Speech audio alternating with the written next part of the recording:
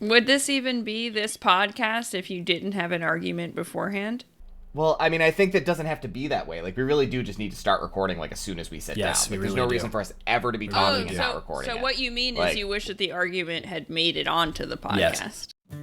Welcome to Our Hero De Niro, the only podcast that is watching Robert De Niro's entire filmography in random order. I'm Mike, and with me, as always, is Mike. No relation. I don't know what he's scrolling through right now on his iPad. And where the fuck was I? What were you scrolling through? I was just showing you how many notes I took, because you're talking so much shit about my note taking. Because you didn't take notes that time. I'm not supposed to be talking at this point, right? No, you know what? Okay, let's bring our guest in. This is a very exciting episode. We have our very first guest, friend of the pod, cousin of the pod. This is my cousin. Yep. I know. Ashley Graber. She's a pop culture enthusiast. I forget the other thing that you wanted me to say, dog owner. Co-runs a successful business. She's my cousin, people. Used to have ferrets? That's gentleman right. And a soldier and consumer of podcasts. Yeah, I consume every layer of content. The content about how the content was made, and the content about how the content came out. I love that. It's going to be great because it's going to be great to do this podcast with someone who's listened to a podcast before. I feel like maybe you'll get it. Because I never have. So, Not lately, people forget. Okay, this is great. We have Ashley here. Ashley, thanks for being here on Our Hero De Niro. I'm so excited. I want to set this up because Ashley chose to be on this episode. We were having a little walk and talk. She did. Yeah, she lives in the big city. I live in the small city, so we're doing a little walk and talk in this winter weather. And she said at the end of our call, she said, "Let me know what your next film is the next time you roll." And so we rolled Savage Salvation, which we'll be discussing today. I don't know if I mentioned that in the intro. And I almost didn't tell her. I literally, cause I looked at the Wikipedia page and I thought, no, this is going to be so bad. She obviously isn't going to want to do one of these geezer teasers. Like, maybe I'll wait for a real film, but I'm glad I did, because as soon as I did, Ashley enthusiastically wanted to be a part of this. So I would like to know why. I've been waiting to ask, but I would love to know like why Savage Salvation. This is a 2022 American thriller film directed by Randall Emmett and starring Jack Huston, Robert De Niro, and John Malkovich. Yeah, I have no idea. Thanks for signaling your lack of clarity on that. I never know how to pronounce things. I never know how. How do you pronounce his name? Is it a long U or a short U? Is it Houston? It looks like it's like Angelica. In my head it was Huston, but I also had no intention of ever finding out definitively. I'd like to know. I'm gonna look it up while Ashley. Okay, you look that up, Ashley. So what made you interested in participating in this discussion about Savage Salvation? Well, I gotta tell you, it wasn't Robert De Niro. I don't want to give away too much up top, because I feel like this conversation will be more enjoyable after the recap, after we cover, the insanely dense subject material that we consumed for this pod. But, I want to know, what brought Robert De Niro to this role. When you see a cover of this straight to video, I don't want to get too ahead of myself. Spoiler alert, garbage.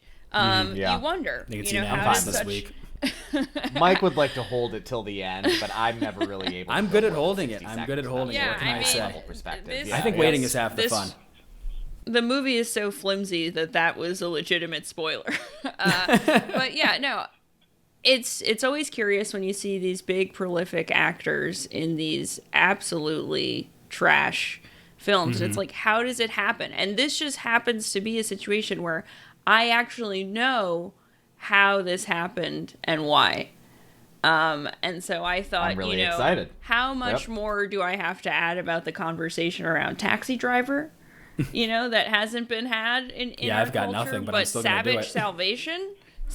You give me, something alliterative and useless, and I will talk a blue streak. So, I mean, I'd really like to know too. So I'm so excited to hear how this happened, because, information about this film, about its production, its genesis, is scant. There's not a lot of detail out there. Yeah, it's tough to find. There's no wiki for Savage Salvation. You got Salvation. The inside scoop on this guy, on how De Niro came to be involved with this. I'm really excited to learn. I mean, Mike. Well, this isn't the first time Yeah. This isn't the first time this director has worked with Robert De Niro. Oh. He was a producer Is that on The Irishman. Okay. That all right. Okay. I was just about to say, there's not another turd by this guy with De Niro. We're gonna have to watch again, this podcast. I don't want to get too ahead of myself, but Yep. those two things are related. Okay, it's cool. Okay, so do you think we should? Little quid pro quo. Oh God. Do you think we should just get into the recap then? And Please do. Yeah. Okay, great. Yeah. Feel free to interrupt me at any moment because there's not going to be a lot to this one, I don't think. So it was my turn this week. Lucky me, rolling on Savage Salvation. It's funny that you mentioned that this guy Randall Emmett was a producer on The Irishman because this film opens with like 2 minutes of production company logos. Like there were 7 of them. We actually went back and rewatched them. Yep. None of which you've ever heard of before, but there were a lot of them. And this is a classic starting in media res where I'm actually going to interrupt you already. Because we should have a buzzer. Say that actually, he doesn't like when you need to just interrupt him. He doesn't want you to give that kind of preamble. Okay? Well, I was curious. You got to listen to the podcast. You'll hear Mike's triggers. When I saw the never-ending producer credits rolling, and then even when they seemed that they had ended, they came back, over a drone shot and establishing drone shot, and I thought even more. There were at least 40 producers on Savage Salvation. That's a, allegedly reported number, but at least 40 producers. Yeah, it's got to work, right? It's got to make money. I'm wondering if I could be one of these producers who really are 40 producers. And then I don't know if you're going to talk about budget or how much. We don't know. Yeah. It's not available. All we saw were estimates online. Do you know? Approximately $20 million. Okay. Those are the estimates we saw online. Right. Across 40 went to De Niro. Across 40 producers. So everybody was just bringing a little tiny piece of the pie. Yeah, I wonder if I could I like put producer in my LinkedIn if I give $10,000 to the production of one of these. I'm not entirely convinced this isn't a money laundering thing, but yes. So it starts in media res, and we're at some like apartment, kind of a cheap looking apartment, looks kind of like a hotel room, and guy's knocking on a door. It's late at night. This guy goes to answer the door, and he's like a white guy with cornrows, pretty drug dealer coated, and he's like, who the heck's here? The apartment gets broken into, the door is kicked open violently, and some guy that we can't see, some person that we can't see, he breaks in with a nail gun, he shoots the white guy with dreads in one of his eyes, seems pretty unpleasant, and then crucifies him with the nail gun and then kills him. And then we cut to those external drone shots of what I believe is Georgia. They said the town was Waycross, and the only Waycross I could find was Georgia. So I guess that makes sense. Probably got good tax breaks recording there. And we get a title card that says 1 month earlier. So we have to see all the boring bullshit before we can get to the juice. Oh my God. I knew we were in for trouble at that point. Like, this isn't Mission Impossible 3. Don't It wasn't the editing during the flash forward. It was a little bit of everything. It was the production logos for me. The PowerPoint editing of that scene was it looked really rushed. Like the shots themselves looked really rushed. Like they were like, we only have like X $100 for whatever memory card. I don't know. It wouldn't even be film. It's not like this was recorded on film. It came out in 2022. Micro SD cards don't come cheap. All right, you want to get like the half terabyte one. Like they were using Sony memory cards. It's not so much the data as the time. That's true. This film was shot probably in 10 days. Right. And they probably only had De Niro for like 1 day. Yeah. Yeah, that makes sense. Well, speaking of which, at 2 minutes and 51 seconds, we get our first De Niro sighting. Very exciting. And he's a sheriff. He's drinking coffee, and I want to comment on his look here. Very distinctive. He has a mustache in this. Which I wasn't. Yeah, you like the mustache? Looks exactly like the old man from Up. Oh my God. Shit, he does. He actually does. He has the glasses. That's gonna be Ashley's recommendation. It's gonna be Up. It's you want to watch a movie about an 80-year-old man with a mustache and kind of a square head? Like check out Up. It's a lot better than this. I think Disney should make a live action remake of Up. Wouldn't that be so beautiful? It's just a real old man. I think we just saw it.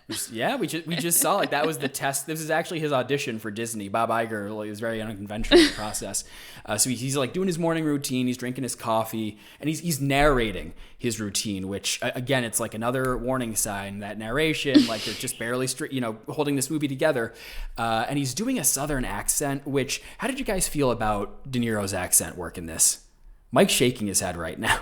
It was quite foghorn leghorn. I was not a fan. Yeah, I agree. You could barely understand him. I watched the movie with my husband and our friend. Who had I watched the movie with my wife. We can talk about our spouse's takes on it. Yeah, I mean, what an ill-timed visit for this poor friend to come visit us in the city for the weekend that I had to watch Salvation. But I will tell you that literally every time De Niro spoke in this movie, we laughed out loud. Well, he doesn't speak that much in this movie, but yeah, that's, oh God, yeah, he's like Foghorn Leghorn. He does. It's not a very convincing Southern accent, and it makes me wonder why, like, he bothered at all. Like, people live in Georgia who don't have that accent, right? But he's 80 years old. If he moved there when he was like 50, like he wouldn't have developed the accent. Right. It's very normal. Oh, no, I agree. So he rolls up on a crime scene. There's a dead body in a mobile home. It was an OD, and this bluegrass soundtrack comes on. And so, like, the movie's telling us this is going to be a movie with a message. It's going to be about something. It has something to say about America's opioid epidemic. And, we'll see. We'll see how well it does at that. Does it ever? Yep. So I want to add something here. So this was the moment in my notes where I wrote insane spoiler in the Letterboxd summary, because I'd gone to look at Letterboxd at this point because there was some information. I think I was looking at like who was going to be in it or something. Yes. Should we say what the spoiler is now, or should we wait until? I cannot stress this enough. 45 minutes into the 101-minute runtime, when the thing that is said in the first sentence of the Letterboxd summary happens. It's pretty truly like blame someone though for not knowing what part of this movie is supposed to be important. Yeah, it's fair. That's true. Yeah, that's true. Fair. When there's so little plot, how do you and prioritize? I do think, we'll get into this when we get to that point, but like the fact that it happened so late in the movie, I think is a flaw of the way they've constructed this story. It is the inciting incident for the drama of the film. The pacing is bad. And it's just paced so terribly that there's 45 minutes of production logos before it happens. So, that's just when it is. It should happen 11 minutes into the movie, like after like a little bit of exposition. But that's when I saw it. We're like probably 6 minutes in at this point. Yeah, but we're not there yet. So we need to be introduced to our protagonist of this film, Jack Huston. Famous actor. We all love Jack Huston. By the way, I looked it up. You can cut that out in post. I'm pretty sure it is Houston. Okay, Jack Huston. I'm not going to cut that out. Who fucking cares? And so he's riding a motorcycle with no helmet on, real cool guy. He's smoking a cigarette while he's riding. This is like a really cool, badass guy. So we cool. Get a Savage Salvation title card in a font that looks suspiciously like the default Garamond font in Microsoft Word. It's like my first thought was, wow, they went with a Google font. It's like you couldn't even buy a $10 font. Typography. They got $10 fonts out there on the font website. That's true. You're free, available for commercial use. Yeah. And so he pulls up to some. Was this like? This is a mobile home, right? Was it a trailer that they lived in? Yes, like definitely. Gotta be. Yeah. So kind of like in the middle of the woods, he pulls up to some house, and there's some young blonde woman, I guess young like 30-year-old blonde woman just dancing by herself to music in the middle of the fucking day like people do. And, he surprises her, kisses her, and he proposes to her. He gets down on his knee and proposes to her with a little 25-cent plastic ring that he bought at a convenience store before he rode his motorcycle home. And how did you guys feel about this? Because I want to complain about it, but I want you guys to have the opportunity to complain first. Yeah, I wrote some notes here. I wrote his quote, "I know it don't look like much." I get it. You wrote notes this week. And then I commented, "It isn't much." those are my thoughts. It's like I don't know, like it isn't. It That's felt why I don't so look like it. forced. It's like, here's someone we don't know.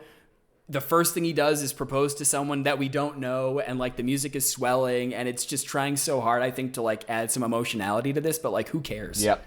I hate to say something, but we are missing something crucial here. Oh, which sorry, is that what's it's not it's not the first thing that he does. The first thing that he does is say, "Hey, hold on. Before you shoot up that heroin, I got to tell you something."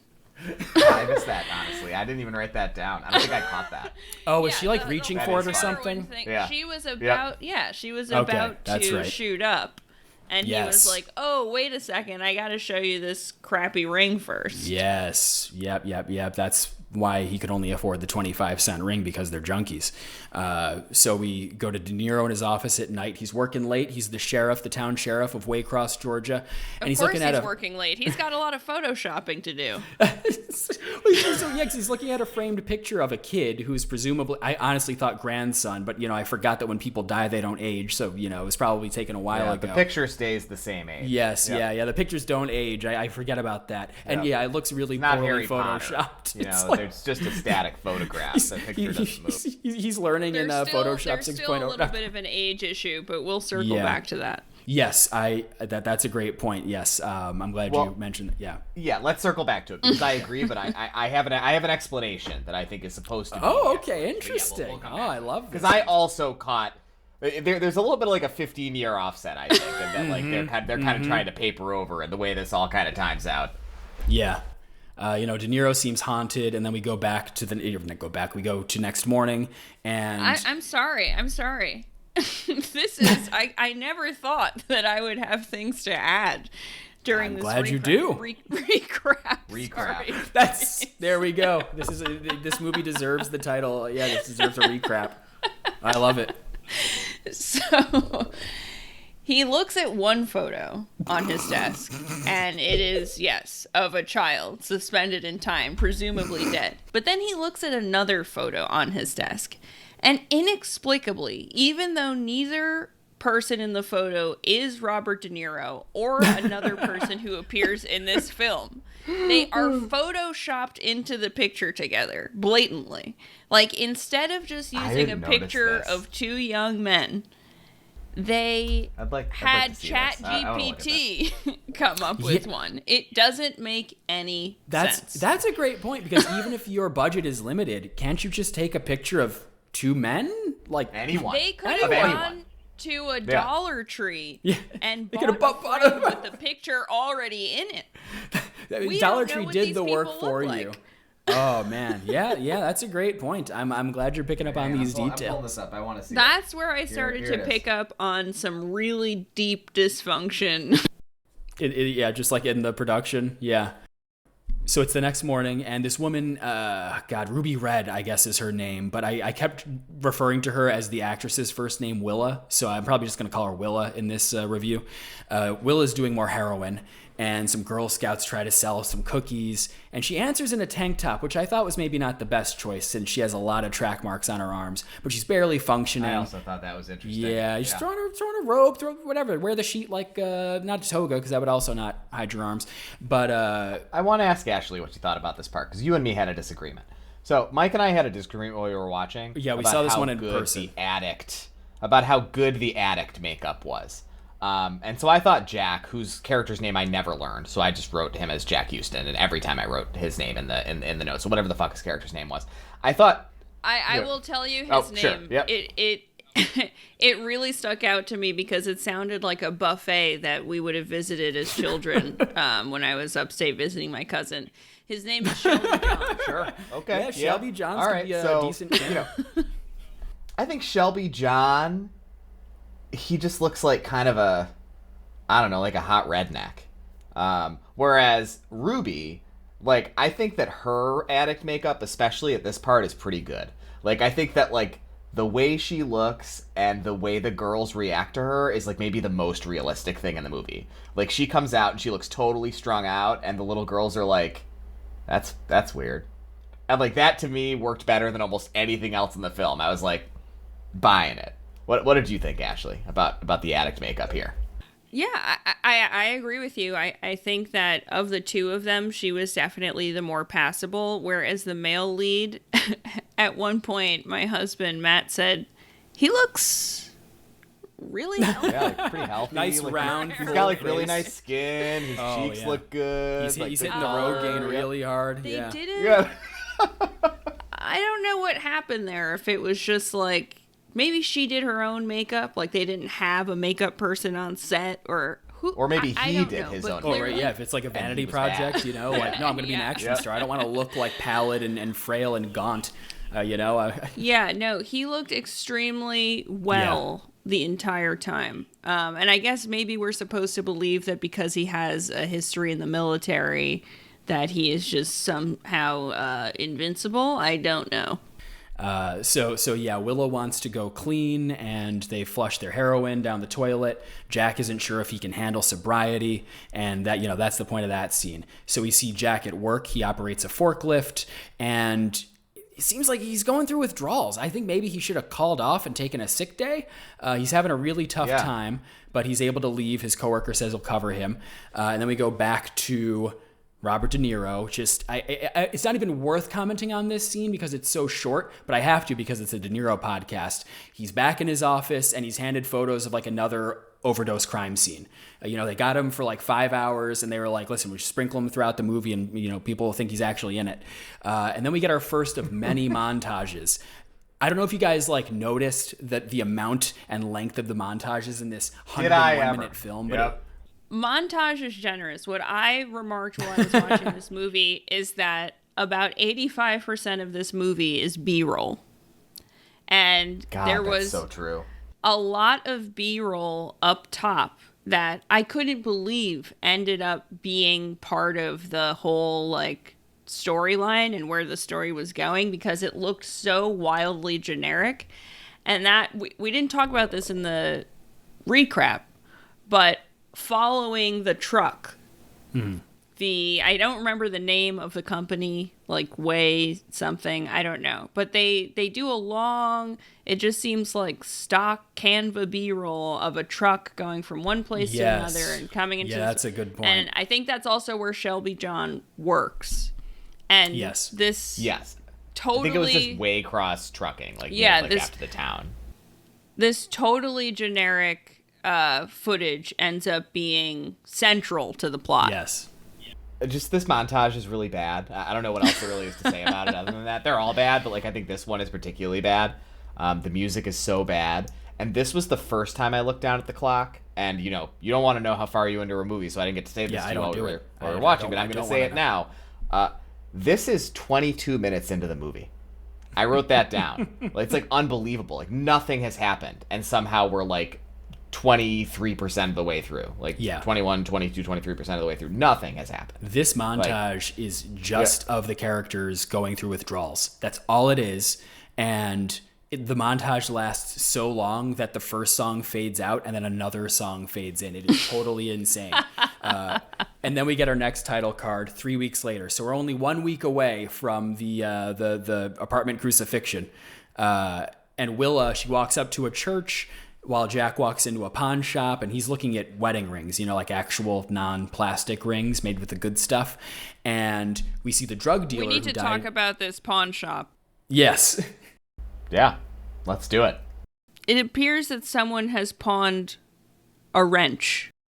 I mean, for sale on the wall directly behind the clerk are just it's a wrench. And everything else seems to be some sort of... A guy's got to eat. I don't know. Battery booster. If you look around, either they stumbled into the weirdest pawn shop in the world, or the set dresser has no idea what the inside of a pawn shop looks like or what they do there. Yeah. So I've never been in a pawn shop, and I don't really know anything about the, like, operations or mechanics of pawn shops. So this did not seem off to me at all. But that's not something you would see in a pawn shop. I guess presumably because it's not valuable enough, like somebody wouldn't pawn it. Like, what are you doing pawning a wrench? What are you getting for it? Right, you probably gave you like $1.50 for it or whatever. Like, I mean, I guess if you're really hard up, right? So it's just, and who's going to the pawn shop to get one? It's that's true. I need some tools. That is true. If you think about resale, I don't have a wrench for some reason. Pawn shop operator. Yeah. Yeah. I mean, and a wrench is a forever tool. You should hold on to that. Well, right, and that's the thing, too, is, like, I don't know, I have a couple wrenches, and I assume I'll never buy another wrench in my life. Like, God willing. They don't break, right? Or sell one. Right. Oh, yeah, I'm certainly not going to sell it. Right, to sell my wrenches. That's how I was diversifying my portfolio. I was very, heavy in wrenches.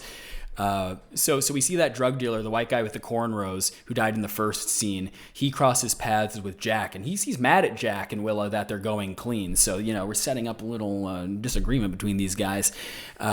We cut to some random exterior, and it's like kind of in the middle of the woods. There's some sort of, it looks like a kind of a compound or something.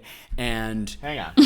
There's something really important that happened in that last scene that you need to make sure you say explicitly. All right. Well, so the scene ends I guess you're gonna say with the drug dealer, whose name is Elvis, making a very explicit threat that he will talk to Ruby directly.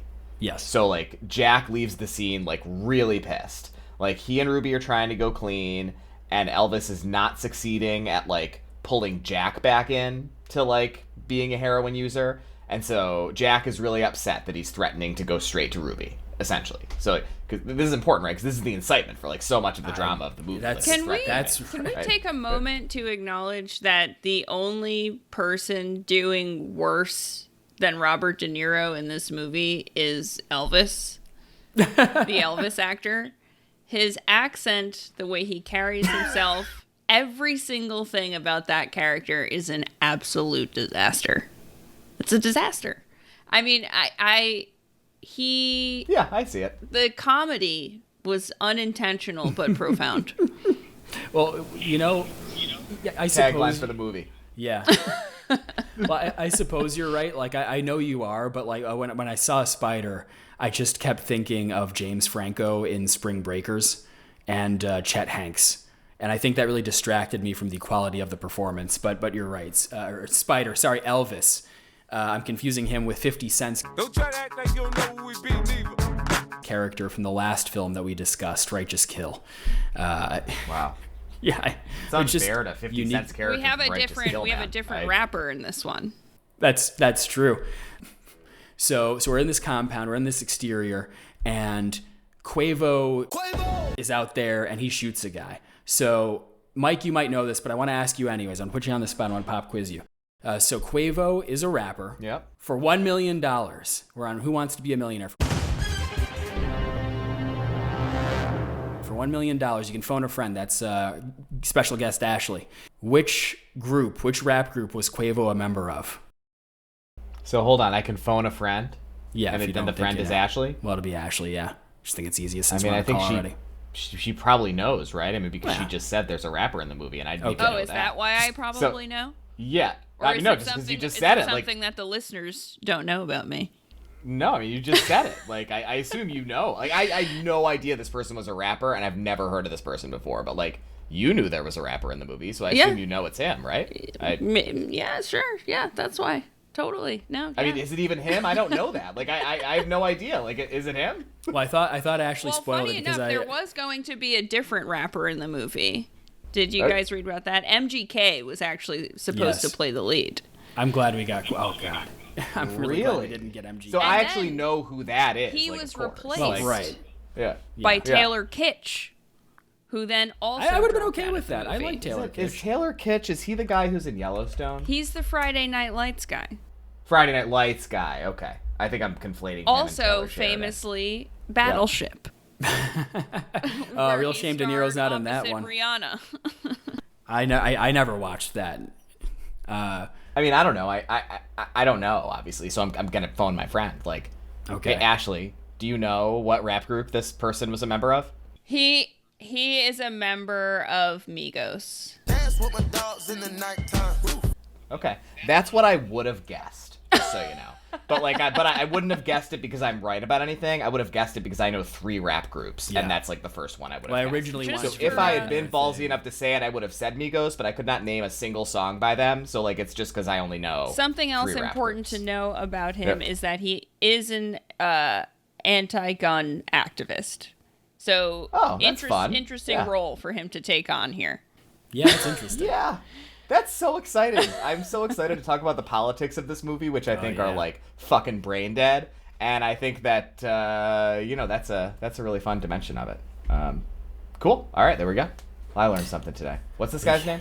Quavo. Quavo. Yeah, I originally wanted to ask if you knew like who he was at all, but no. I had a feeling.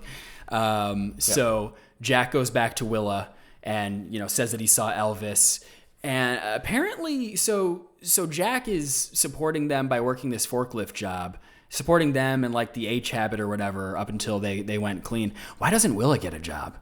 Maybe she had one before she started using. She just like hangs out at home and dances. It seems like it's a town where there probably isn't a lot of work, and maybe she's already burned all the bridges she had. At her disposal. But it does seem odd that there's no discussion of why she doesn't work. Right. Because she seems like she could. Like she seems physically able, like an intelligent person. A good way to keep your mind off of doing heroin. True. Yeah, just have something else to do all day. Yeah. What would make this hang better? A little H. So De Niro rolls up on Elvis. They have a brief interaction. There's more love talk. Jack and Willa ride up on De Niro on the motorcycle and say hi. They're all friendly. And they arrive at Peter's house. So Peter is throwing a birthday party for a 9-year-old who is his son, I guess?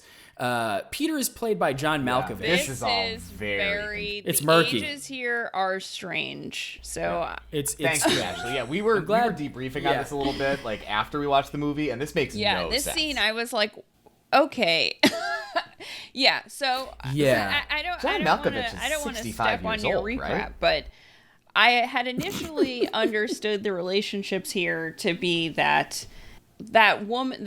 So obviously we have Willa's mother. And we know that Willa's father has passed away or left. I don't quite remember. He's out of the picture. So I assumed that Willa's mother had remarried John Malkovich's character. I don't think so. That is not the case. That is also what I was assuming. Even when I saw him standing with his arm around Willa's sister, I thought, oh, maybe that's his biological, very friendly stepfather. Or I thought that was his biological daughter, and that explained the age gap between the two sisters as well. But it turns out, fair. I don't know. It's just a big age gap relationship. It is. I looked it up just now. John Malkovich is 71 years old. Did you say 55 earlier? No, I said 65. Okay, he's 71. Okay. Yeah. Right, and why did he have a kid at like 55 or older? Which, no judgment, it's just why that choice for this movie? When they could have just had him have an older to this pod, and kid or he's spraying had him his with the virile mom. rope. Like, is he or is there's really really no need for this relationship to exist. No, didn't De Niro just had a kid? I think they both within the past have 4 young years. children. But and I wish them all well. 4 years. Yep. They're welcome on the pod anytime. Those little toddlers. We'll come back around when we discuss Randall Emmett in greater detail, because I think there's also a reason probably why there are some younger women in this than maybe makes sense. He had a kid in April of 2023, just so you know, Mike. That's when the most recent one was born. De Niro. Congratulations. Good for him. Discovering the joys of fatherhood. So, yes. Yeah, they have a big family lunch. So we're at Malkovich's house. It's like a really big, ritzy house. The lunch spread seems really nice, classy, whatever. And at this lunch, Jack announces the marriage to Willa. And Willa's mom is upset about it, that she wasn't asked, whatever, blah, blah, blah. We learn about the dead dad. And the next scene is just Jack and Willa on a date at a roller rink. Like, we see them rolling around and playing pool, and it's like a discount Dave & Buster's. It's just, it's so boring. There's just nothing has happened yet in this film. We see them hanging out in some random field in the middle of Georgia, and Willa says that she wants to get rebaptized. Apparently, this film was originally titled Wash Me in the River before they decided to retitle it to Savage Salvation. The worst title I've ever heard in my life, by the way. Like, oh my God. I think they made the right call. It's both boring and, like, wordy and hard to say. Like, it's so bad. Yeah. And Jack comes home. Elvis shows up and provokes him. Then later on, Willa drives by Elvis. They chat for a bit, and Elvis basically like gives Willa some H. She manipulates her and says that Jack has been using, even though he actually hasn't, and gives her some H.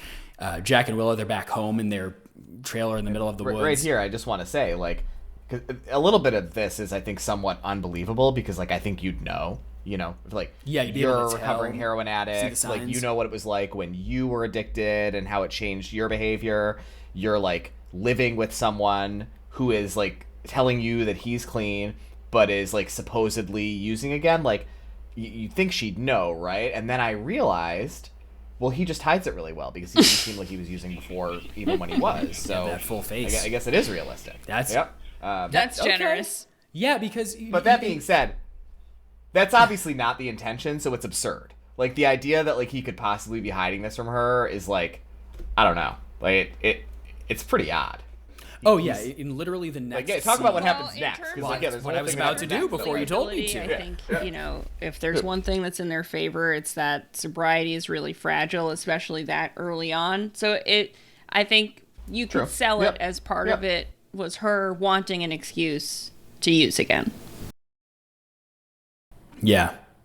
True. Yeah, and Yes, we get some manufactured drama in the next scene. It's nighttime. They're reunited at home, and we see that Jack has a dog tag. So that's the first indication that he had some prior military service. And even though they're engaged and decided to go clean together, and she's upset with him, she doesn't bring this up to him at all. She just like silently stews about it. It's nighttime. He is literally outside painting the front porch, like. You think someone who's like smacked out for the first time, in a month or 3 weeks is painting the porch at 10 p.m.? And like, whatever. Did they ever mention that before, by the way? Was that something that I missed where he was like, I'm going to fix up the house? Just any allusion to painting the porch being something that was going to happen It's just a visual indication to us, the viewer, that he's industrious. He's rebuilding. It was justified by anything happening in the plot. Yeah. What a specific strange thing to be doing at night when at night it's well, at night is a crazy time. Yeah. Like, does that mean you aren't on drugs or that you are? You'd be concerned. You'd be like, oh my God, honey, you're manic. Yeah. Why are you painting the porch right now? So the next morning, Jack wakes up, walks out to Willa, who's sitting on the front porch, and finds her dead. She overdosed on heroin. And we get our second montage. Yes, Mike. So montage. This is the thing that's in the letterbox. Yes. Summary. In the first sentence of the letterbox summary, I don't know, maybe it's not the second one. I can't remember if you said it or not. We are 45 minutes into the film. And yes. Spoiler alert, this is the inciting event for everything interesting that happens in the film, and it happens 45 minutes into the 101 minute Even if you take out the fact that they showed so much so, yeah, I agree. Drug dealer being, attacked with a nail gun. Even if you take that out, crucified with a nail gun, shot in his eye through the porthole. It was so obvious that this was coming that I can't be mad at it being a letterbox summary. I can't, because who didn't know it was going to happen? What I didn't know was going to happen. That's fair. Was what happened. Well, right. I mean, and they can't because I never would have guessed that he would have taken that dead body. Oh yeah, this is dressed it up and put it on a motorcycle, Weekend at Bernie style. Yeah. Oh yeah. You're setting it up. In the middle of my summary of what Mike's about to describe, I just wrote "what" with 8 question marks in parentheses, like in the middle of the sentence. It's maybe the best scene in the film because it's so totally fucking out there. There is we're behind the church. There's a river and there's a big baptism being held. A lot of people standing up, out by the water. Pastors, baptizing people. Willa's mom and John Malkovich are there. And Jack rolls up on his fucking hog. He rolls up holding Willa's corpse. And she's also, like, how's he doing that? It's a human body. It weighs at least 100 pounds. Like, how unwieldy that would be? Like, sitting on, like, the handlebars of his chopper, like a whole human body? With a wedding dress swinging around. Absolute recipe for disaster. It's insane. There is so much, like, propaganda, like, like weird, like vigilance, like, vigilante justice porn throughout this movie that is, like, really silly. and doesn't read as particularly realistic. But I actually think this is like the least realistic thing in the film. It doesn't make any sense. I don't think anyone would do it, like, no matter how hard they were grieving. And I think it's physically impossible. Like, I don't think this scene could happen. Okay. Think about how dramatic it was. You have to remember, he's the world's strongest heroin addict. That's true. Imagine how strong he is when he's like totally clean. He's got like fucking gorilla strength. That's right. He was already a special forces guy. He was, like hopped up on H for his whole tour overseas, and now he's sober, like unstoppable. He carries Willa's body into the river and just walks into the water holding her body, and we see like close-up reactions of like all the other characters that we've seen so far, and they all look like someone just farted like next to them on an airplane. It's crazy. Like, as they realize what's happening, they're not screaming out in anguish or like running into the water or like going, my dead daughter, like what the fuck. Instead they're just looking a little pensive. It's so fucking bad. They look like they needed Tums for sure.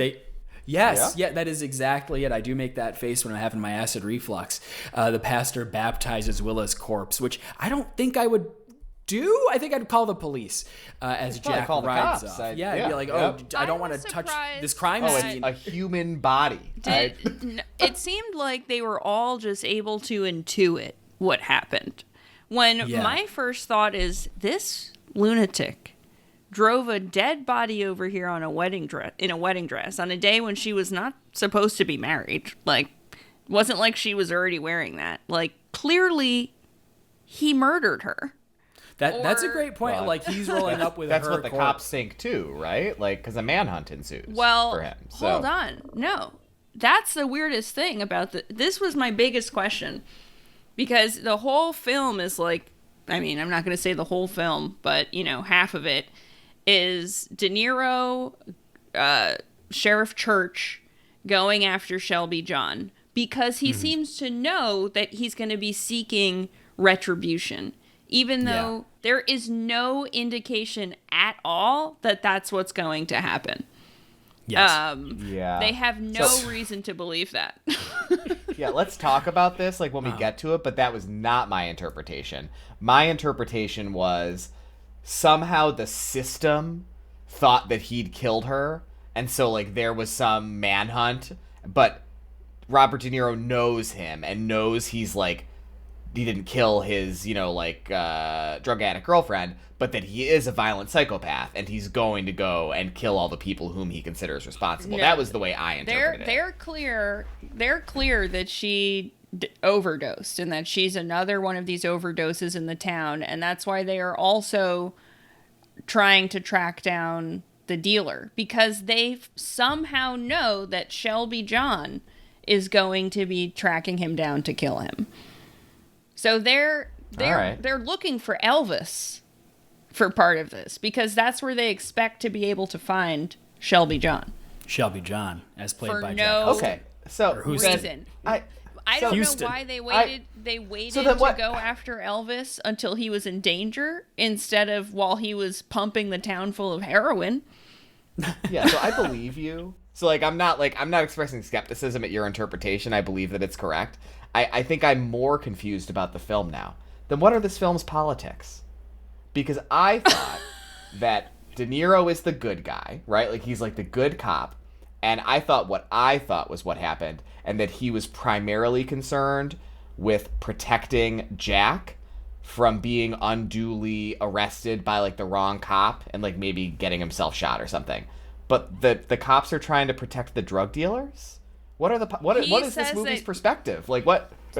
So part of it is that his son grew up with Shelby John. Right. Yep, I knew that. We'll talk about the ages, right? We're going to get into it. Very confusing. But he seems to know that Shelby John is going to be seeking vengeance for Ruby's death. And he wants to go out and prevent that. I feel like you guys really precogged it. So yes, in the very next scene, De Niro talks to his lieutenant about how dangerous Shelby John is. it seems kind of out of nowhere. It's literally the next thing we see. And there's no indication of why he would think this was the next step. But apparently he's spot on, because we see Jack looking at his military medals and then leaving home. As he does that, De Niro starts a manhunt for Jack, which again, you think maybe they'd check on the heroin dealer, but sure, whatever. And now we catch up to the first scene in the film. So it took however long this was to have one little bit of action in this film. Jack arrives at Elvis's apartment, and Elvis's little, 8-year-old son answers. His wife, girlfriend, partner, whatever, is also there. And Jack pops in, kills Elvis, etc., etc. And, Elvis, before he dies, he's arguing. He's arguing for his life, and he's saying, hey, it's not my fault. I'm being squeezed to get my numbers up. I had to push it, blah, blah, blah. So really indicting capitalism in this film. And Jack wants Elvis's supplier. He wants to run up the chain. He wants to take these people out. And Elvis shares that his supplier is Darius, also known as Darius. They didn't really settle on a pronunciation in this film. And Elvis gets a hotel room and then, shoots him 3 times in the head and kills him. Now, we need to pause here. I take issue with the script supervisor. We had a very... I take issue with a lot of people. As I mentioned, we had a guest in town, a very handy guest who lives in rural central New York, who pointed out very quickly that the old nail gun that was being used would not have worked without being attached to a compressor. So that's just a little detail there that wouldn't have worked not plugged into anything. I didn't notice that, but I did have a note on the nail gun, because I've used nail guns before. Almost every shot he takes with the whatever you'd call the point of the nail gun where the nail originates, like the muzzle of the nail gun, like at least 8 or 12 inches away from the target he's shooting it at, and like I don't think it would go in. Like, it's like the human skull is like pretty hard, and like aerodynamics are really weird, and like I think if you tried to fire a nail from a nail gun, certainly 3 nails in a row from a nail gun at somebody's head from like 12 inches away, I think a couple of them would bounce off, or maybe like kind of graze it and like go into like the side of the skin or something. But he's like, he's like this far away from the iPad screen. It's like everyone just goes in straight. Like, I don't know. These people have never used a nail gun before. I only wish that the Mythbusters were still together and could test that. I think it'd be a great episode. Testing a whole episode dedicated to Savage Salvation episode. Yeah, I guess it's all a moot point really since the nail gun wouldn't have worked at all. Yeah. Well, right, exactly. Like, it's just, these people had never used hardware. Thank you. So De Niro is investigating Elvis's murder. We see that, and then we also see Jack reminiscing about Willa. He's sitting outside at night. He's considering shooting himself. Very sad, very powerful. Another montage, and a horse walks up to him just out of nowhere. Gets saved by the horse. Yeah, he was saved by the horse. And I've been thinking about recurring themes in this podcast. A horse cured Ezra's autism a few episodes ago, and now another horse is curing Jack's suicidal ideation. I think that's really interesting. Is he curing his suicidal ideation, or is he giving him retribution ideation? The horse is almost like, keep going, man, keep going. You need to keep trotting. Just hang in there. I was confused about the horse. What about him? So the horse is bridled, right? So like, where is Jack just gonna kill himself? That he's somewhere where there's a bridled horse. Someone's ranch. Because there's another horse in the background too. He's like in somebody's private ranch, like in the fenced area. Why are you doing that? You're gonna kill yourself on somebody's property? Go into the woods. Like, you don't have to be like on somebody's ranch. Like, what if their kids go out the next day to like feed the horses and they find your body? Like, brother, what are you doing? Like, not the most considerate way to really. To do this. But what I think really happened was, whatever horse they had that they were able to get their hands on to film this scene needed to be bridled. That's what I think actually happened. Definitely an imaginative solution to be a wild horse, but they just couldn't make that work logistically. I don't know. I don't. Yeah. I mean, I guess it could just be a plot hole, but I feel like a logistical limitation makes more sense. Like, this movie feels like Why it was not born both? of logistical limitations. Like, fair enough, right? Point well made. Yeah. I realized as I was taking notes on this film that I switched from typing Jack to John about halfway through. So I've just been I don't know who thinking either all of this. those people are. I guess they're Shelby. both Shelby. They're both Shelby John. Shelby John. Okay. Jack Houston. So Jack, he rides up to the hotel where Darius is staying, and he walks into a hotel party, which I didn't think you could just open hotel doors like that. But he walks into this party. Someone was going to do drugs, and he's able to find Darius's room through that. So he busts into Darius's room, who's in there with some goons. You know, Darius is an old white guy.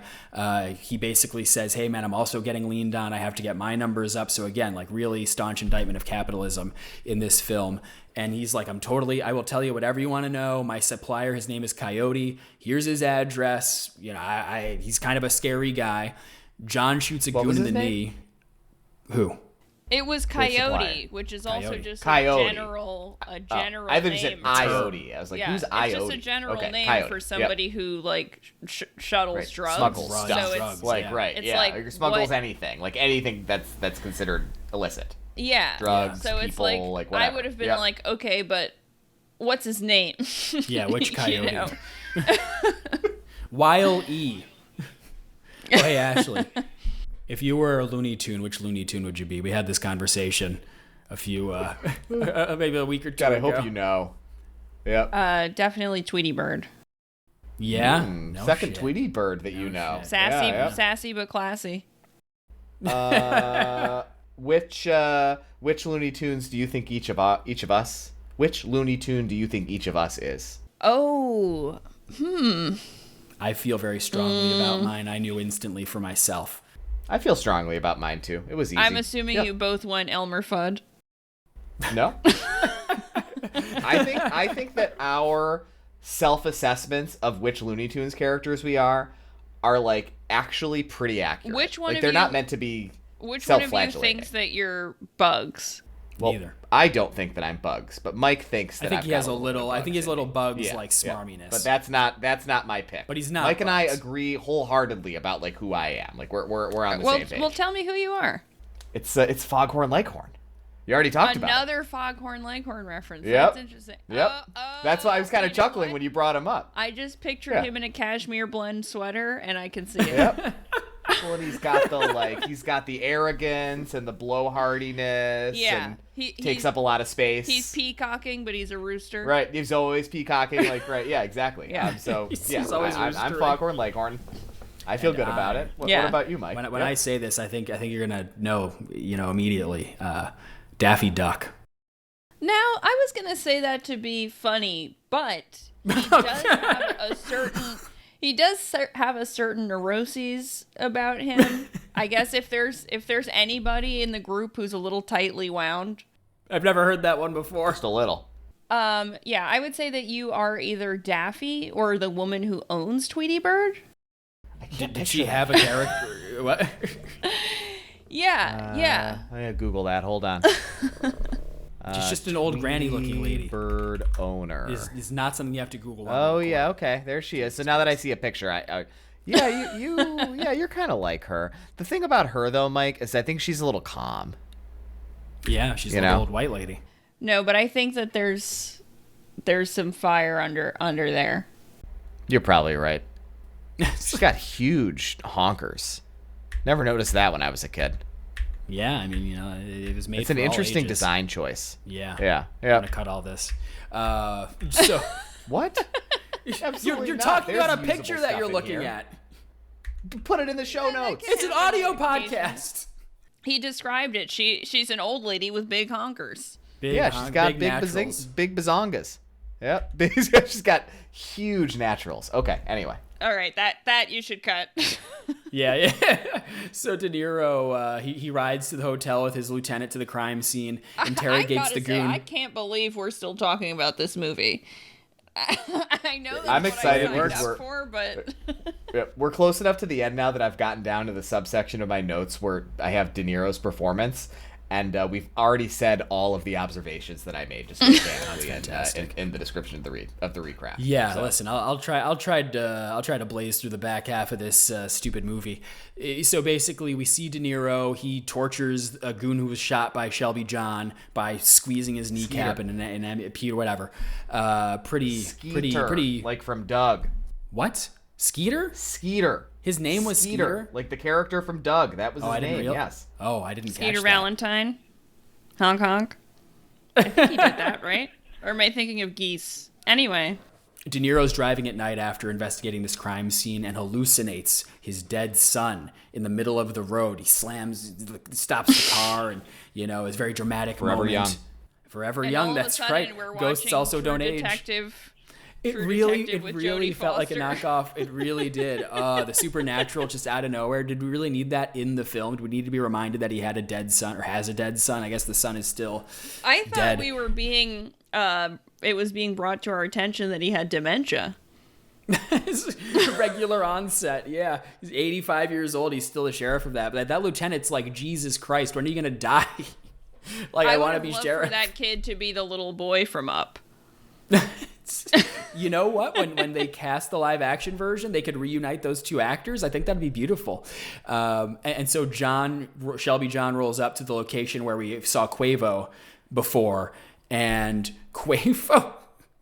We see Quavo. He has a gun with an assault rifle with a chainsaw attached to it, Gears of War style, and he chainsaws a man's hand off, and then has shot him. Really made me guffaw.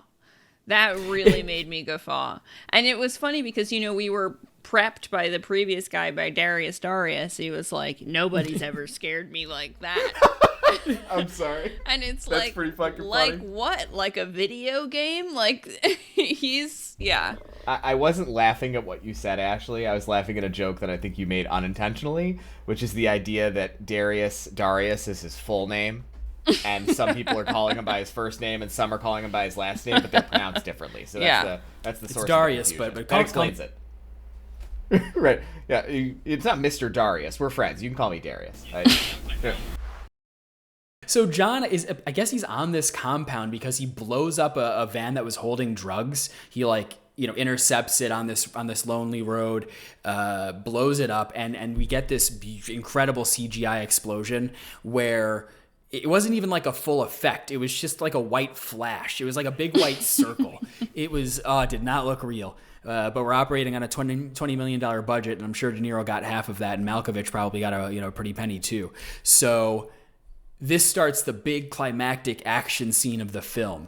It's basically a one-man assault on the compound. It's like Far Cry. It's like Tom Clancy's Ghost Recon Wildlands.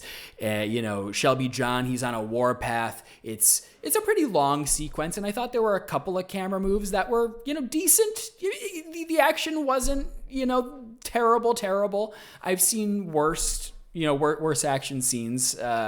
But as we're going through this one man, it's probably the best part of the movie. Cinematographically, I think. Damning with faint praise, but yes, I agree. While this action, you're about to say what I want to add. What are you going to say is happening while this action scene's happening, and then I'll say what I want to say if you don't say it. Well, so what I was going to say is that during this action scene, which was all right in the beginning, eventually the audio fades out and is taken over by a song. It's a moody cover of Amazing Grace. And man, it really killed this scene for me. It was so, oh my God, it was so cheesy. It's so funny because right before thinking to myself, the sound design isn't so bad during the action scenes. And then they were like, forget sound. Seemed kind of competently produced. And then they made that really bad creative choice. Was just horrendous. Oh, really bad all around. So Jack, he pursues Quavo through the woods and gets the drop on him.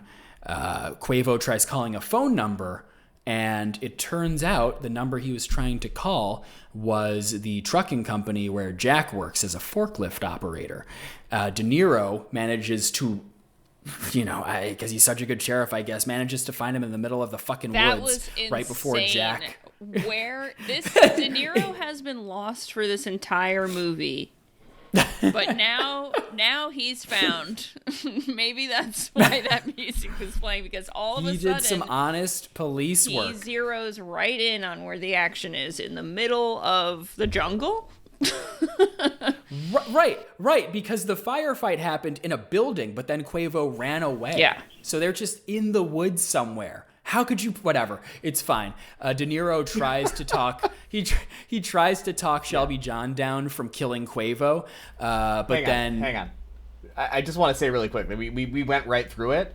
I think we moved from like cinematographically the best thing in the movie, that like action scene, to the worst thing in the movie. Like this scene of him running through the woods is insane.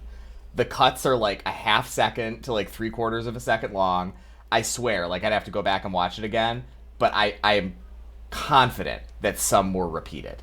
Like that there were like many of the cuts where they just showed the exact same scene, like interspersed with like a series of like 3 or 4 other ones.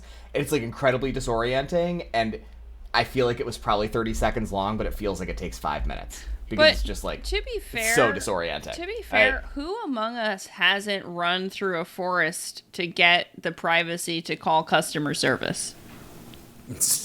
Because strangely, even though this is the number that Coyote has for his distributor, which you would think you don't want associated with your business, the voicemail is I won't say the twist. You go ahead. You could say it. Jesus Christ. I thought you already said it, Mike. We're getting there. We're getting there. There. We didn't say it. Yeah. This is I recap linearly. So firefight ensues. Quavo dies. Lieutenant's injured, and De Niro and Lieutenant, they hitchhike away. Shelby John helped them get out of there. We get another montage of Shelby John rolling away, and he walks into John Malkovich's house, into what appears to be his like home theater or rumpus room or whatever. You know, it's like a basement little hangout room with it has this weird blue lighting. So Malkovich is the owner. I thought it looked pretty cool, honestly. Yeah, you know, it's a nice rumpus room. It was neat. Yeah. Not enough people have rumpus rooms these days. That's what they took from us. Yeah, it was cool. You know, I was a little envious. I was like, American society. Not enough people have rumpus. Maybe it was all worth it, you know? I mean, he's really you know what? That's right. There's a rumpus epidemic happening in this country. I think that's the political point of view of this film. Is that it's worth it to, you know, bring drugs into your community and you know, rumpus, mo problems. Yeah. Oh, yeah. Oh, so it's about I had the directionality wrong. It's okay, anti-rumpus. So you're saying you're anti-rumpus. Okay, I thought it was a pro-rumpus perspective. Like it's like, yeah, a lot of people died, but like look at the room. It's pretty nice. Yeah, that's true. I wanted to know how he cleans his fish tank. Oh yeah, that's good. He probably have you noticed that the fish tank was completely flush with the wall and sealed off at the top. So I was just I was pretty focused on that through that horrible that's a good scene. Question. I was just like, I would imagine there's like a closet that kind of goes into somewhere. The back. Yeah. Like I with just some thought it was home an theater room. It was an interesting equipment. Sounds cool. Yep. Yeah, it looked cool. Malkovich, he owns the trucking company that's being used to transport the drugs, and he goes in a long villain monologue. It's like the one real scene he gets in the entire film. So he's, you know, as little De Niro as we get way less Malkovich. He literally says, everything I've done for my family. So just, oh man, so Walter White coded there. You're goddamn right. And there is a vinyl record playing in the background, and Ruby's song comes on. And so Jack, as his poetic vengeance against John Malkovich, he wants Malkovich to shoot up some heroin. But Malkovich doesn't want to do that and manages to sneak attack Shelby John by shooting him with a gun that was hidden behind his couch. So I think he grazes Jack in the neck, and they get into a big fight. And I'm just thinking, you can't punch John Malkovich. He's a national treasure. Plus, he's 71 years old. So they had to nerf Shelby John by literally shooting him, because otherwise I think it'd be kind of mean-spirited, this fight. Like the ages don't make a ton of sense here. But Jack eventually gets the upper hand. He shoots John Malkovich up with heroin, and we get another montage of Willa, of who I described as Dead Lady at that point, because I think I forgot her name. And then we get a fade to white. So we're wrapping up this film. We see Jack walking up to the church. Oh, hang on. Okay. I want to say something about You that can do- scene. yeah, you please. you glazed right over it, Yeah. but I think it's one of the craziest things in the entire movie. John Malkovich gives his like insane monologue about like Abraham's willingness to sacrifice his son, but like, what was the point he was trying to make? It didn't make any sense. Like, what sacrifice is he supposed to be making? His He's like sister. a drug distributor. His sister-in-law. Oh, that's supposed to be the That's sacrifice? the Like, only, I mean, that's Yes. the only familial. that's so stupid. Yeah. Okay. Also, yeah, I mean, the that whole explanation thing is makes that sense. Yep. Abraham didn't actually end up having to sacrifice his son in the end. Yes. The thing for me was like I feel like it came more as I interpreted it as he was trying to justify his decision to get into drug dealing to Jack. And I was like, what's the sacrifice? It seems like you like did something you thought was wrong, and by your own description there were no consequences, and so you Right. were like, oh, I guess it's fine, and then you kept doing it. It's like that is like no analogy to like this story. But I guess if he's talking about Ruby having died, that makes a little bit more sense. But He also I feel like the speech was owns- not structured that way. He seems to own the only company in the town. So, like, he's definitely doing better than most It's a shame he people. couldn't get his sister-in-law Without job there. getting them all addicted to heroin is probably worse for him. Oh yeah, it's just Than that's not. true. It's probably destroyed the economy and like. By the way, this is a really good reason. We haven't talked about this at all, but this is a really good reason not to put a logo on your heroin. Yeah, Yeah, I would the little personally. packets with Yep. the H have a logo. It's it's branding. It's blue magic. That's a brand name. Like Pepsi. That's a brand name. Is it the trucking company logo? That's the only thing we were missing here. Yeah. It's Yeah. John Malkovich's actually signature. I hadn't even caught until the phone call that he owned that company that Shelby John was working for. So did I. Or that we Yeah, I saw did the not know- B-roll at the so didn't beginning I. of. It Yeah, didn't. it kind of blindsided me. So there's that I think totally neuters the impact of this. The other thing is we've seen him for like 90 fucking seconds. Yeah, it's not good. So Jack walks up to the church. The pastor sees him surprised. We get our final montage of this fucking he film. drops his mug. He's so surprised that he drops his mug. Yeah. And he's not even carrying a dead body this time. No, it's just was him. More less shocked surprising. this time. More shocked this time, I think. Yeah. Yeah. He's like, man, I always thought I'd see Jack Houston, carrying a dead body over, but I never thought I'd see him coming to worship at the altar of the Lord. He's going stag to church. We get a little brief narration from De Niro, and that is the end of the film. Directed by Randall Emmett, pops up on the screen. That is Savage I Salvation. honestly feel like this has to be a two-parter. Like, we've already been talking so much longer than I thought we would about what didn't happen in this movie. I feel like the structure of this episode is just so different from a normal one because, Ashley, you've brought so much.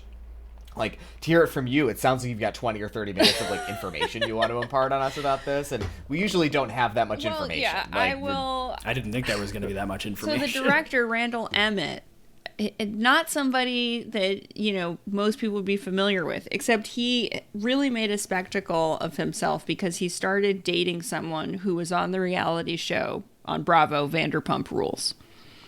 And bringing himself into the public eye was probably a bad I know about idea. that show. me Did too. you say something about money laundering earlier? Yeah, I mean, just like jokingly. Like, it seems like the business model for these fucking films. Yeah, so Oh, wow, there's a... you're probably there's a wondering documentary. where do you get $20 million to make this movie? I was wondering. And It's got part a of much it higher is- rating on Letterboxd than this. it's you tell people Robert De Niro is going to be in it, and you get Robert De Niro to be in it by giving him most of the money and telling him he only has to show up to work for a couple of days. And this is a process that Randall Emmett has repeated many times with these so he geezer directs a lot of teasers. these geezer teasers. Absolutely. He's worked with Stallone. Famously, he worked with Bruce Willis and was accused of abusing Bruce on set because he was struggling with aphasia and couldn't remember his lines. And even after this reported incident where he was witness on set being, very effusively angry and tyrannical with Bruce Willis, who just literally couldn't speak anymore. He then went on to make 5 more movies with Bruce Willis. So, really trying to jam them in there before it was just no longer possible. But then, of course, most of these movies don't make any money at all. If they make some money, it's in the international market because they will go see any movie that has, like, Sly Stallone, whatever, in it. But then most of the time, they don't earn their money back. And so what happens is the financing does not get repaid. And so the Emmett Furla Oasis production company that was responsible for this movie is no more, because they were being sued in several different lawsuits for about $25 million. But that's not even the most famous time that Randall Emmett has owed someone money.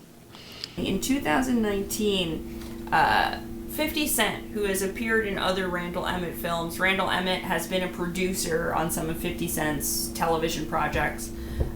He started a public battle with Randall Emmett's then fiance, Lala Kent, who is a cast member on Vanderpump Rules. And he started publicly teasing her for her saying on the show that she was gifted a Range Rover the day after she first slept with Randall, which was their first date. And the way he picked her up was offering her an audition. And so this has also become part of the narrative of Randall Emmett. He's got like a casting couch situation. And he's sort of an aspiring Harvey Weinstein. What a sentence in 2025. So, among the allegations against him are, numerous casting couch allegations. I will say he is somewhat, although laughable, also presidential. He has been accused of offering a woman $200,000 to not discuss what he asked her to do in order to get a role in one of his films. That's not illegal anymore, so. He's got my vote. But yeah, so 50 Cent started this back and forth with Lala Kent, and when she fought back, 50 decided to share a conversation that he was having with Randall via text, where he was insisting that Randall pay him back $1 million that he had borrowed years prior and never repaid. And he published Randall's text back to 50, begging for more time, saying that he wasn't doing well, and, he was sending pictures of himself looking sickly, saying, 50, this money, it's making me sick. I'm having heart palpitations. Just really pathetic stuff. But the really special thing about it is that in his text to 50, he repeatedly misspelled it and called him Fofty. No. So what? So the highlights of this text messages were 50 telling him, Randall, I want to have my money by Monday. So he became Money by Monday Randall Emmett. And Randall responding, please, Fofty. Please. Those letters aren't even near each other on the keyboard. I had to check. It'd be hard to make that. Nope. They're right next to each other. O and I? Oh, I thought it was A. I thought it was F-A-F-T. No. That's if you think of a different. I was trying to figure it out. I was like, that's not a typo. That's a misspelling. If you replace the I with an A. Fofty with an O. So these became just the laughing stock of the internet. And as people started to pay more and more attention to Randall Emmett, this is when these other scandals and business practices started to surface.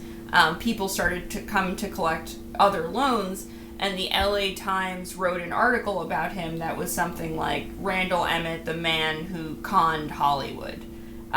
There was then also a Hulu documentary called The Randall Scandal. Oh my God. Where they cover there's my all recommendation. of these allegations in great detail. Yep, I got that pulled up. It has 2.9 on Letterboxd. Better than this film. 7/10 of a star higher than the film that we just finished recapping. There's definitely more plot in the Randall Scandal than in Savage Salvation. It's a 16 Sometimes minutes shorter, truth is stranger than in fiction. So Savage Salvation was actually the last movie Wow. produced what a swan song. by Emmett Furla Oasis because, they were being sued by so many people. Now, that's not to say that Randall has left the film business. He's still making films. He's just now doing it under the mononym Ives. My God. Sounds like a very embarrassing person. He's a little bit of a character. This is Mike's 10th Google search of the podcast. Rules. He's no longer with Lala Kent because he was caught cheating. There were some pictures of him with young women in Nashville. Randall's other claim to fame, according to him, is that when he was the assistant to Mark Wahlberg, a job that he got because he is a distant cousin of Jerry Bruckheimer, he inspired the role of Turtle in Entourage. Whoa. Wow. However, other people say, no, that wasn't Randall. I don't know why he says that. Pretty good claim to fame. So, sometimes you just have to lie about that sort of thing. Right. If it were true, yeah, sure, yeah, it would be something. But the fact that it's not makes it even weirder. It's sad at a certain point. To want to say that it's true. Yeah. So that's why I got so excited, because I've never actually, besides The Irishman, which is clearly part of a, quid pro quo kind of producer credit. You get me the roles where I get $10 million for 2 days of shooting. You can be a producer on a real movie. My next movie. He did. Yeah. He did something similar with Scorsese closer to the start of his career. He's an underhanded fellow. Sounds and like really emblematic of how money makes the machine in Hollywood go, and most of what we get is not art. It's not artful. I don't know what the story is with the script writers on this film. I have to imagine you get what you pay for. I have to imagine that they're similar to Randall, right, or else dirt cheap. Yeah. Because they didn't write many words per page, no. That's for sure. There was not much script to the script. This is a nice, lean, 60-page script. Yeah. I almost think that part of the investment in this film was that they were going to shoot enough B-roll that they could sell off. Yeah, to Getty Images or whatever. I'm blogging, I'm getting great shots of the Georgia wilderness. Right. So I mean that's Randall Emmett in a nutshell, and I think Salvage Salvation is probably one of the best examples of his work. He's only directed 4 films, so. Well, did you check Ives? But he's produced. Right, so he's produced like 100. But I mean, it is. It's an expression of his creativity in a way that very few other things he's credited on are. I would assume. Well, I think that he fancies himself an auteur. Yeah, I bet he does. I mean, it seems that he generally, self-aggrandizes in a way that is overall, I mean, he's making money. He's giving it all away in divorces, but so is Robert De Niro, and that brings us back to how things like this happen. That's how we get our Savage Salvations. He pays quite a bit of alimony. Pays quite a bit of alimony. And we wish him the best. So I think that's great. I think we should bring it back to our final ratings for this film. We're using the Letterboxd scale, Ashley, out of 5 stars. What would you give Savage Salvation? I'm going to give it half a star. Whoa. As low as you can go in the Letterboxd scale, right? Because I can't give it 0. Yeah. Yeah. So as low as you can go. Okay. I would argue that it is not a movie. I don't think it even qualifies to be reviewed on Letterboxd. Wow. I couldn't even understand Robert De Niro when he was talking. I guess I kept thinking, maybe they didn't write lines for him at all. And they just had him improvise. Right, come on and say what you think a sheriff would say. Tony Grumbolino, I don't know what was going on. I can't explain it. I can't wrap my head around it other than he said, look, I'm going to go to work for a couple of days. I'm also going to ask in my contract for a vacation, some private flights for my entire family. And that's what it is, and here we are watching it. Yeah, lucky us. So yeah. We got it nice and early, right? Yeah. So, for context, this film has a 2.2 out of 5 on Letterboxd. Ashley gives it 0.5 stars. Yeah, Mike, what would you give Savage Salvation? I would give it 1 star. And for you, Ashley, it's important that you know that is my lowest rating. So I agree. It gets the lowest rating.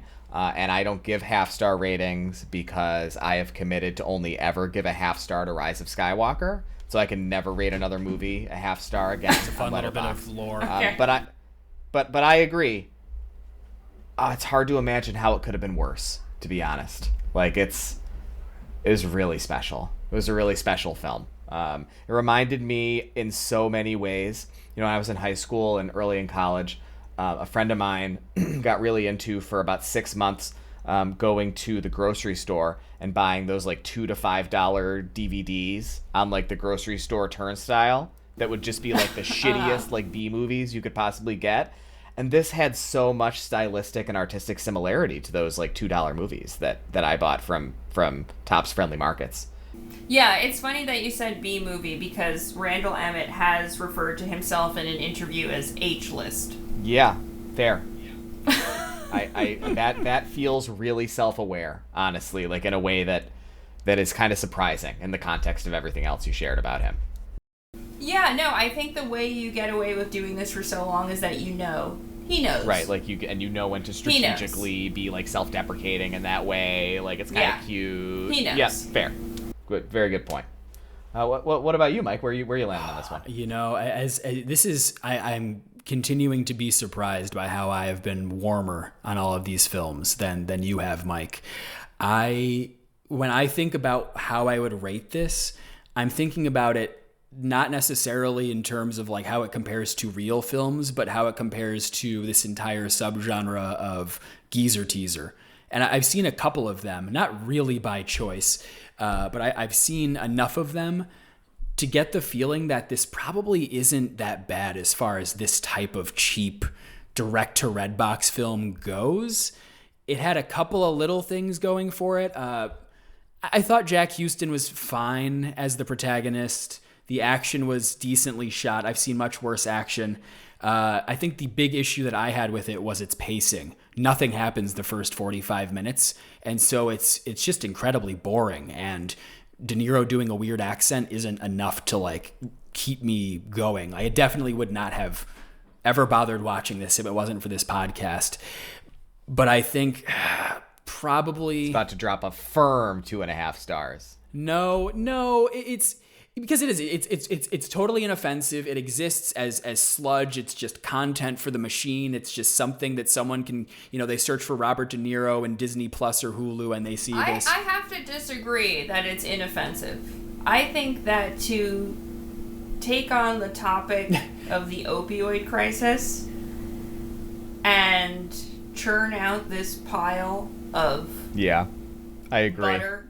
I don't know I if agree. we're allowed to curse It's, on this podcast. it's pretty heady subject matter for this for this product. I think. I think it's offensive. I think I agree. I think thinking about like authorial intent. Do you think that this film I'm using that word in quotation marks, taking on the opioid epidemic, do you think that was like a totally cynical move, or do you think that the creative team tried and failed? Like, do you think that they were sincere at all in trying to tackle that topic, or was it just like an item on the list? I think it was a time peg. I think they were trying to make it relevant. I don't think that there was anything really to it other than this storyline is popular right now. I don't know. It would be interesting to know. We could probably find out, right? We could look at the backgrounds of all the creative folks and see if anybody had any connection to the opioid epidemic. But most people do, right? Through at least 2 or 3 degrees. I don't know. I thought it had a perspective. And you think that this is... Well, I thought it had a perspective, and the perspective is very stupid. It was just a very angry, violent perspective that the source of this problem is these bad people, and above every bad person is another even worse person, and at the top of it is just money grubbing, nothing bad is happening to me because I'm doing this, so fuck them all. I thought the movie had a perspective that to my earlier comment was kind of muddied by what did you tell me that I was wrong about, that I misperceived? So much. Oh, why Robert De Niro was chasing him. Okay. Before you clarified that for me.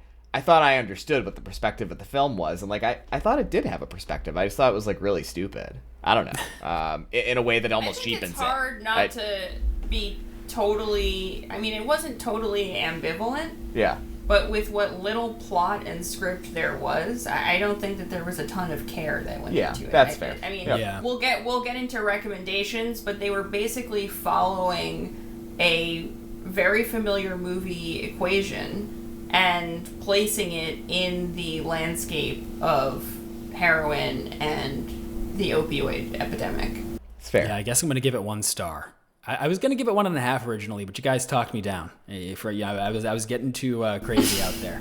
I think all those geezer teasers will probably receive 1 star as I go through this podcast. When did you come across the phrase geezer teaser? I'd never heard this, by the way, before Mike said it today. There was some... Because the first time that I came across it was in a New York Magazine piece that was discussing Randall Emmett. It was New York Magazine or like Vulture had some article about geezer teasers I read a while ago, so there's no way I remembered like Randall Emmett's name specifically or anything. Yeah. I remembered more about like the general business model and...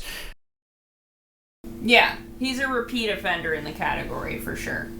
So it's all coming together here. Like he's like the father of this. He's the kingpin of geezer teasers. Wow, that's so funny. Yeah. Now we're on to recommendations where we can recommend a film. Well, Mike recommended an entire TV series last time, so I guess it could be anything that you'd recommend instead of or in addition to Savage Salvation. So I think we should start with a guest. Ashley, is there anything you'd like to recommend to the audience? Am I limited to one, or? I mean, I think we usually do one, like per person. If you're feeling like you have more to give, go for it. Cut it in post. Well, okay. Yeah, there's I'm gonna add more in post like this that you could watch that have actual, plot and story and script.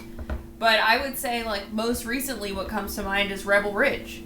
If you want to see a guy on a trail of retribution for corruption, somewhat of an anti-hero, just plowing through people and situations, Rebel Ridge. If you want to go back in time, Walking Tall. Oh, I gotta watch that. The rock version or the the original, so... Yeah. It's, the same premise, but done a lot better. Rebel Ridge, that's a great one. That's on my watch list, but I want to watch that director, Jeremy Saulnier. I want to watch all of his films, like, in order, so I actually just started his first film earlier today, Blue Ruin, so, yeah, that's great. I'm excited to watch Rebel Ridge at some point. Mike, what about you? What do you recommend? Sure. I really struggled with this, but I'm going to go with a 2022 Aubrey Plaza film called Emily the Criminal, which I really did not like very much, but I gave it 3 stars, so I liked it a lot more than this. And I think it is I think a similar explanation of a character kind of driven to the brink and Breaking Bad, but it's much more realistic and much more interesting. And I think what it has to say about the system and about society and about the issues that it's interested in talking about, I think ultimately is a little facile, but it's got a lot more substance to it than this, which, to our earlier brief coverage is not very good. But I don't know. I really struggled to come up with a recommendation for this one. It made me wish, honestly, that I'd seen, but I haven't, and maybe this is going to be your recommendation, Mike. But it made me wish I'd seen Requiem for a Dream, which I've never seen. Which feels like it would be the thing to recommend after this, because it's like a much more serious treatment of like an actual serious issue. Okay, yeah, there's heroin in Requiem for a Dream, but I think other than it's not the same kind of film. No, very different films. But I mean, like, if you want to watch something about... Are we just doing movies with heroin? Right, if you want to watch something about the drugs, the destructive power of addiction and, like, the... I don't think that's what this movie is about. I think this movie was accidentally about that because that was the longest montage that we had. Well...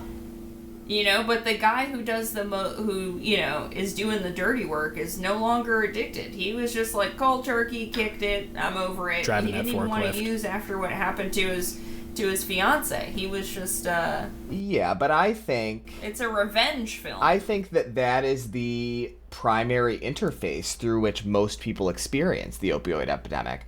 Most people are never going to be addicted to opioids, but they know someone, they love someone who's been harmed or maybe killed, and it makes them feel really angry.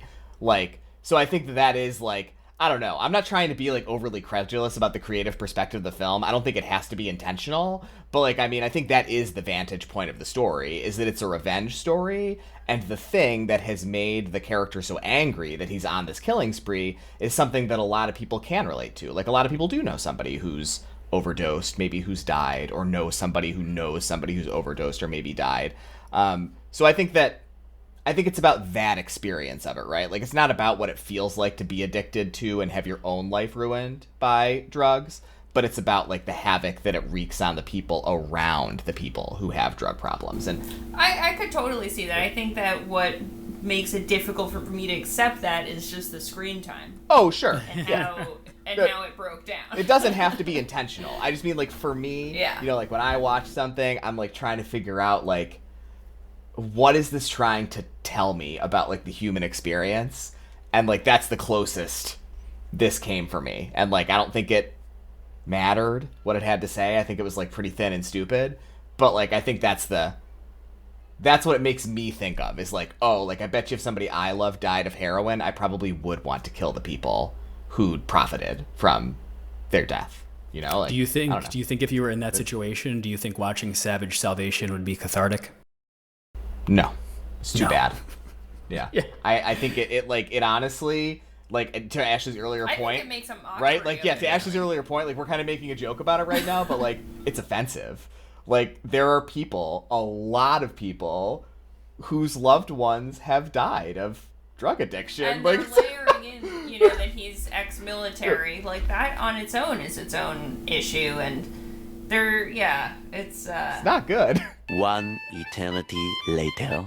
What's your rec? What's your rec? Mike, thank you. What's your recommendation? My recommendation, as we've discussed before, Mike, the recommendation does not have to be connected to the film we saw. It could just be anything you would recommend instead of watching Savage Salvation. So I'm going in a totally different direction. After watching Savage Salvation, the next day I wanted to watch a good film, like a real film, you know, something with artistic merit. So I went through my watch list and I settled on 1997's L.A. Confidential. You guys ever see this film before?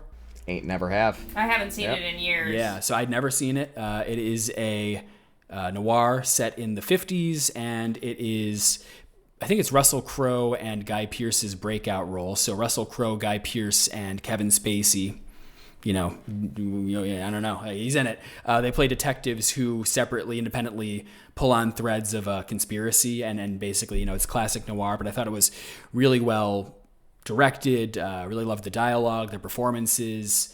I was very engaged by it, and it was like, almost 2.5 hours long. I never lost my attention, versus Savage Salvation, where I was struggling so hard to just look at the screen during the first 45 minutes of the film.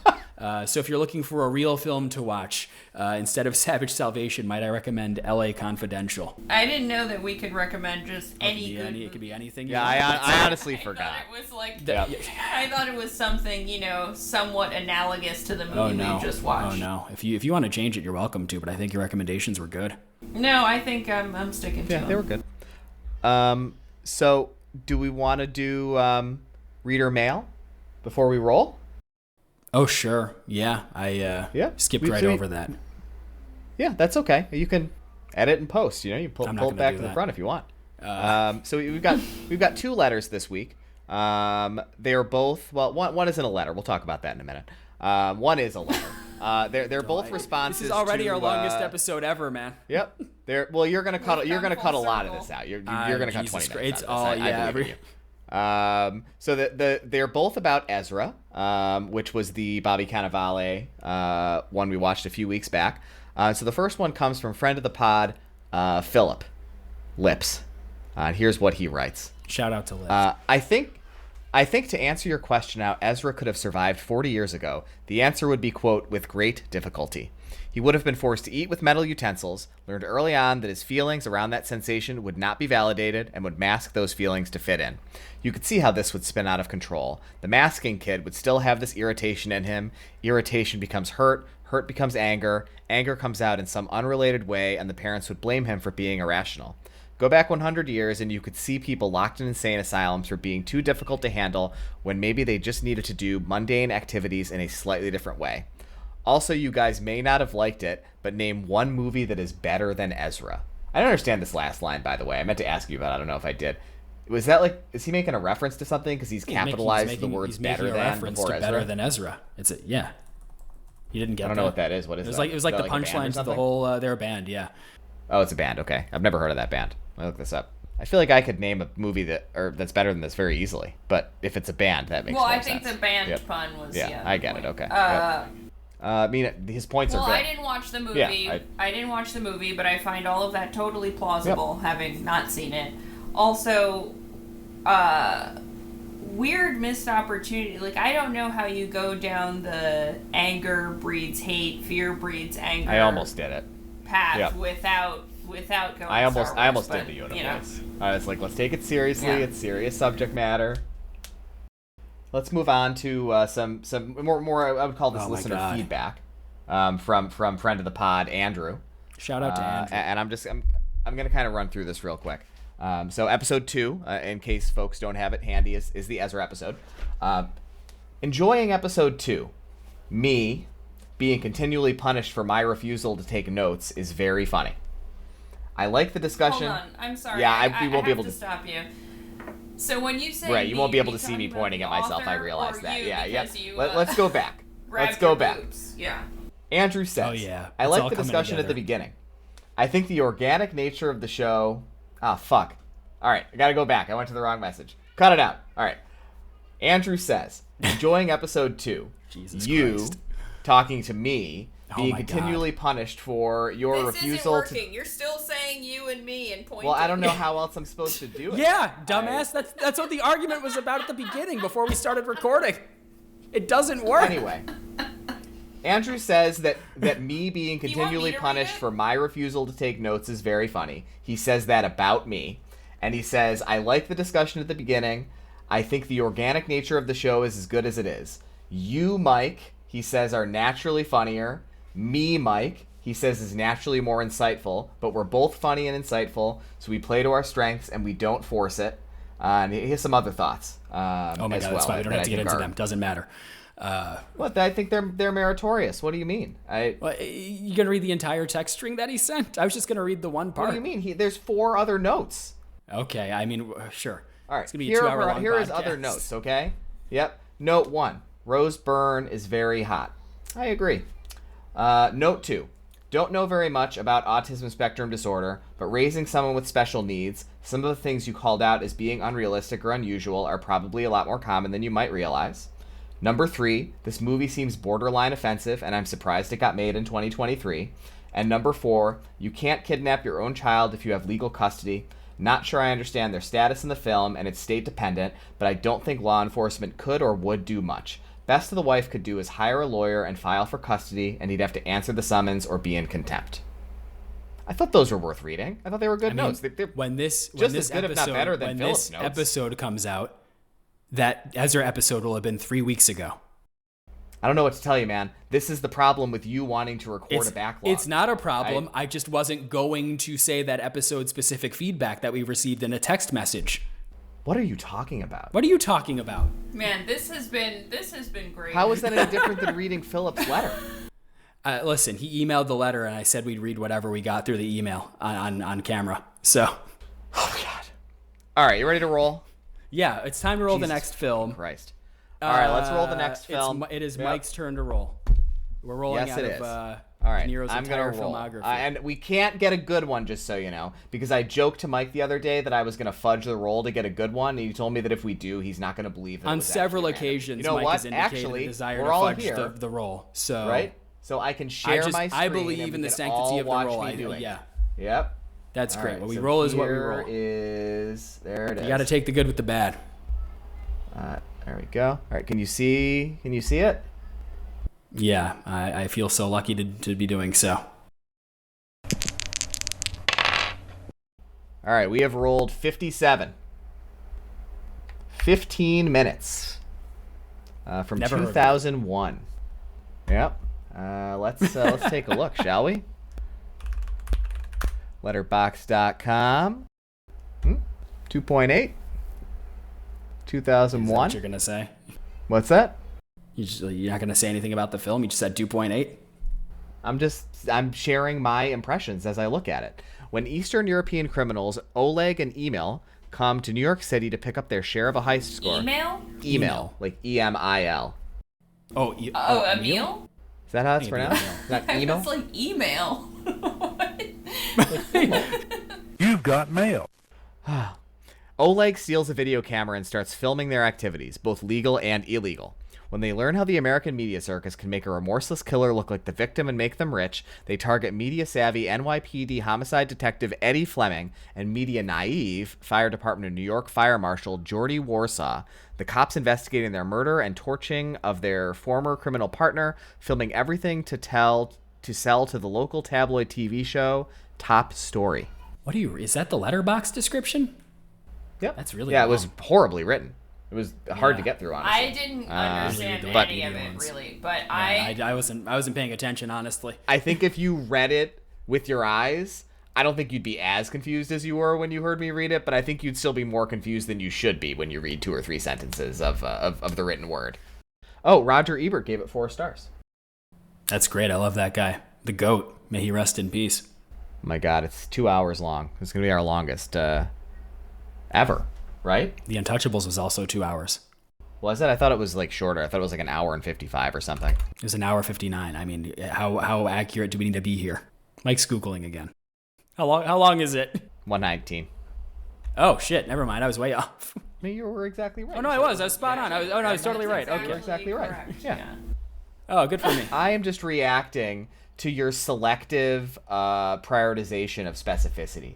Like, sometimes it, like, really matters how specific we are. Sometimes it doesn't really matter how specific we are. But crucially, the only determining factor is your whim at any given moment. There's no like, pattern or anything that I could reference to try to tailor my my decisions about when to be specific. Okay, so no, I don't want to distract from this, but I was looking at the body of work for the director of your next film, and he did write Inferno, the behind the scenes making of The Expendables. Yeah, he has 18 director credits, and I've never heard of a single one of them. Well, there we are. So 15 minutes next week. It's going to be great. Probably talk about it for more than 15 minutes, I would bet. I'm going to make I'm going to make that type of joke at least 5 times during the actual podcast. And you're going to say it was a joke every single time you do. Well, I think we should wrap this shit up. Thank you so much to Ashley for being our very first guest. Thank you for Oh, having yeah. me. Oh, it was fun. It was great to have you. You know, it went so differently than I anticipated. I never knew it could. I think we took longer to talk about what could have been in the script for that movie than the people who wrote it spent writing it. So I just didn't anticipate us going so long. But I appreciated the conversation. I loved it. It was great having you. Yeah, so thank you to Ashley. Thank you to Caroline for our artwork. Follow us on Letterboxd. I'm Mike back at you, Mike's Mike the Fab, and email us at ourherodeniro@gmail.com. I'd say try to be pithy with the emails if you message us, because this podcast ran long, and I think it was mostly because of the letters. The one that Philip wrote was like 32 words long. How much shorter could it possibly be? I thought it was too short. That was my first thought when I read it. I was like, this is our first email. It's like 32 words long. Make the letters longer. Go longer. Yes. Thank you. Write a paragraph or two, not 4 sentences. Four sentence long paragraphs is what the email was. He has them punctuated by 2 line breaks between each sentence. All right, we expect at least 350 words next time. Thank you. And we'll be back at you next week. Bye, everyone.